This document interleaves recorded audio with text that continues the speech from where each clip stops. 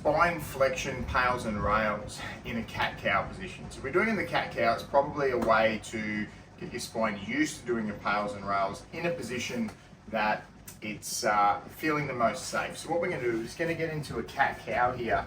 And most PAILs and rails you'll notice you're doing in this maximum sort of passive range of motion. But what we're going to do here is we're going to get into the sort of as big a stretch here as we can, but we're not going to use a physical outside source to get a larger stretch. So keep those hips tucked under, actively hold this stretch.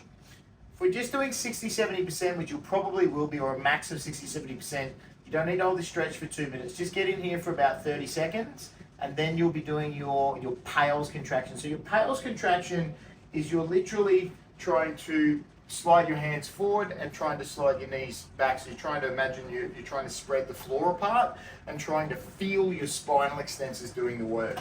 So here we are, getting to that stretch. You've been here for 30 seconds, and then you're going to try to feel the spine, and you'll see no movement here, obviously. So I'm trying to spread the floor apart. And we're going to hold this, obviously, for the prescribed time, prescribed intensity. If you do have a rails here as well, which you may not, the rails is trying to actively get more stretch. So using that spine, using your core and everything to get a little bit more stretch.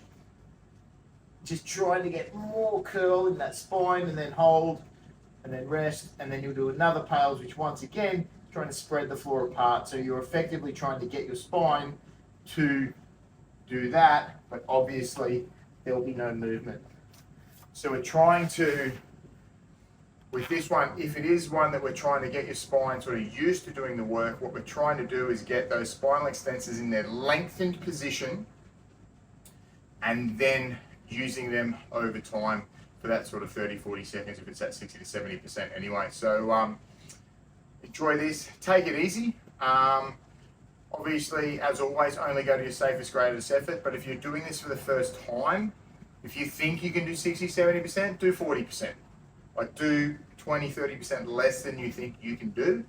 As you're not trying to fix yourself in a day or in one workout or in one exercise, particularly with your spine and your nervous system, we just want to make sure that we're not overdoing it, but more importantly, we want to make sure that your spine doesn't think you're overdoing it even when you're not. And that perceived stress on the spine, even if it's not real, can cause pain and setbacks as we go. So just err on the side of caution, do a little bit less than you think you can, and gradually build up over your workouts.